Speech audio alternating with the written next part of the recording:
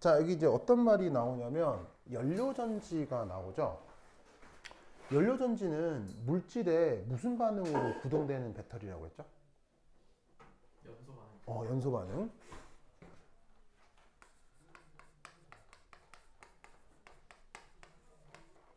그래서 뭐가 됐건 간에 뭐부터 세워봐야 되냐면 연소 반응. 요거부터 작성을 해봐야 되겠어요. 그럼 이제 누가 연소가 되느냐? 해당 물질로 포도당이 나오죠. 자, 연소는 누구랑 결합하는 게 그 연소 반응이에요? 그러면 산소일 거고요. 자, 그럼 보시다시피 탄소, 수소, 산소로 되어 있는 물질이 산소랑 결합한다. 그러면 연소 생성물로 뭐하고 뭐가 만들어질까요? 바로 탄소가 산소랑 결합한 CO2, 그 다음 수소가 산소랑 결합한 H2O가 맹글어지겠네요. 그리고 나서 뭐 해야 되죠?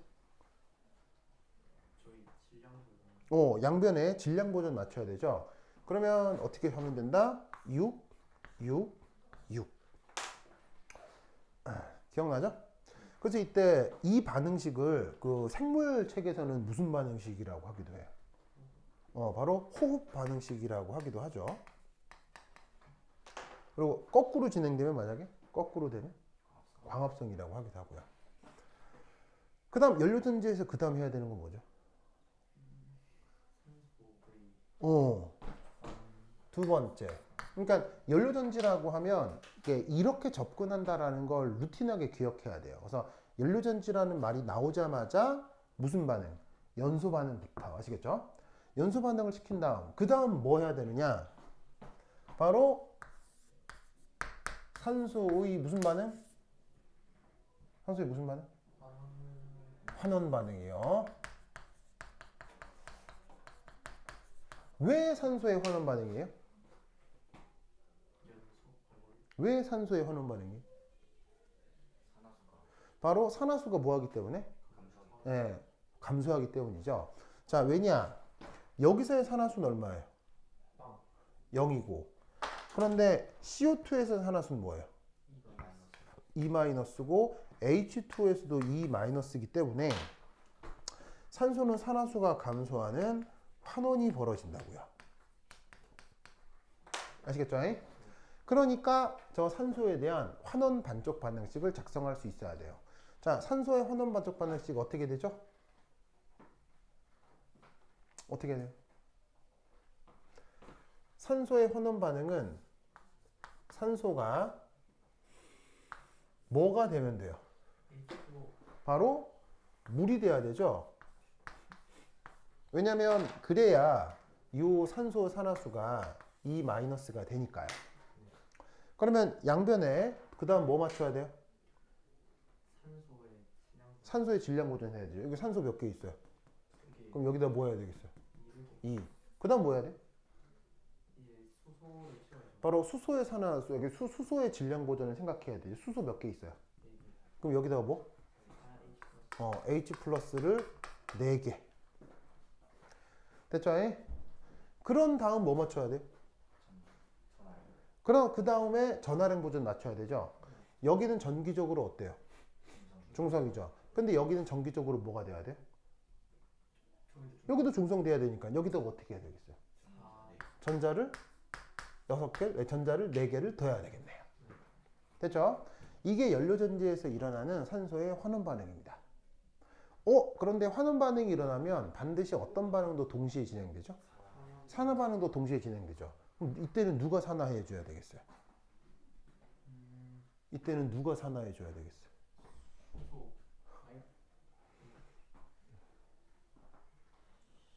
산소가 환원했잖아요. 그럼 누가 산화해 줘야 되겠어요? 바로 포도당이 산화해 줘야 되겠죠. 그러니까 얘는 환원하고 얘는 산화해서 반응 진행이 되는 거예요. 그럼 포도당의 산화 반응식을 작성해야 되죠. 그래서 그 다음은 뭐냐면 3. 물질의 산화 반응식 얘를 작성할 수 있어야 해요. 그럼 여기서 언급하는 물질의 산화 반응식 어떻게 작성하면 돼요? 어떻게 작성해요?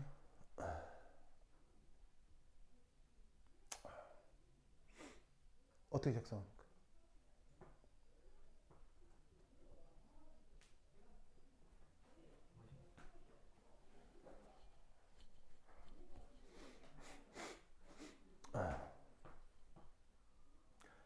물질의 산화 반응식 어떻게 작성합니까?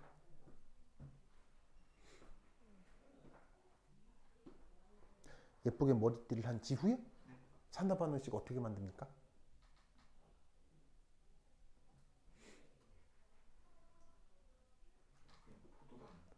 어.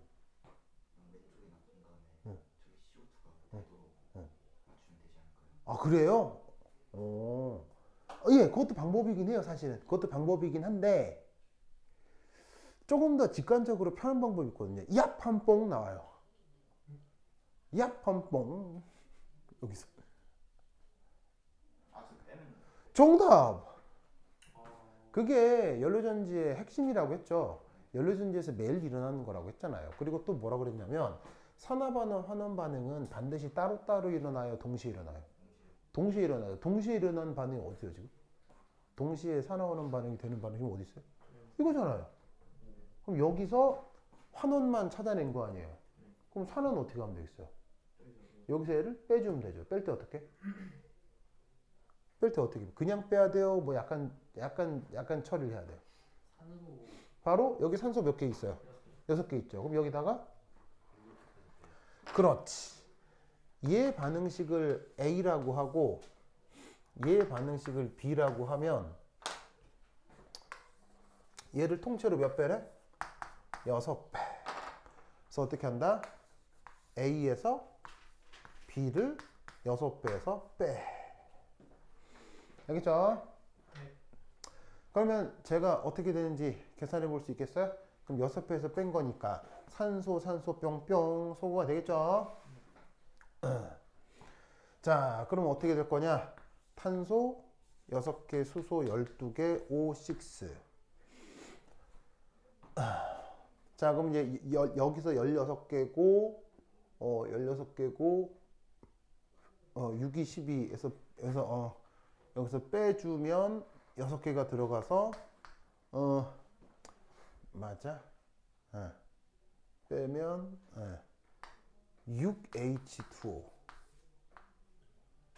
해서 6CO2 24H 플러스 24E 마이너스. 맞나요? 수소 24개, 수소 24개, 산소가 6개에서 12개. 오케이, 이렇게 되겠죠. 그래서 이게 바로 뭐냐면 지금 퓨얼셀을 구성하는 저 물질의 산화 반응식이 되는 거예요. 왜냐하면 전자가 지금 보시다시피 만들어졌어요, 소비됐어요, 전자가. 전자가 만들어졌어요, 소비됐어요. 만들어졌죠? 그러니까 산화 반응식이겠죠. 그러면 포도당 한 분자당 전자가 몇 개? 24개. 알겠죠? 어떻게 찾는 건지 아시겠습니까? 그러면 이게 여기가 이제 포도당인 게 중요하겠습니까? 포도당인 게 이런 게 하나도 안 중요하겠습니까? 하나도 안 중요한 거예요. 어떤 물질이 있으면 그 녀석의 뭐를 고려해라? 연소 반응을 고려해라. 연소 반응식 쫙 작성해요. 그런 다음에 누구의 환원 반응식? 누구의 환원 반응식? 산소의 환원 반응식을 만든 다음에 산소 개수만큼 빼주면 해당 물질의 산화 반응식이 나온다고요. 알겠죠? 이렇게 구동되는 게 바로 뭐다? 바로 퓨얼셀이다. 알겠죠? 그래서 이렇게 구하라는 문제가 어디서 나왔다? 이렇게 구하라는 문제가 카이스트하고 서울대 입시 문제로 다 나왔었어요. 카이스트에서도 나왔고 서울대에서도 나왔고, 알겠죠? 그래서 이런 타입의 퓨얼셀 문제는 진짜 많이 나오니까 잘 풀 수 있어야 되겠죠? 굉장히 루틴합니다. 그래서 이 자리가 뭐 예를 들면 포도당이 아니라 뭐 메테인이다. 그럼 메테인 넣고 연소 반응 써요. 그럼 연소 반응식 만들어지겠죠? 거기다가 이거 그대로 빼주면 돼요. 그러면 물질의 사람 하나씩 나온다. 알겠죠? 아주 루틴한 거니까 꼭 기억해 두시기 바랍니다. 오케이. 자, 어서 쓰세요.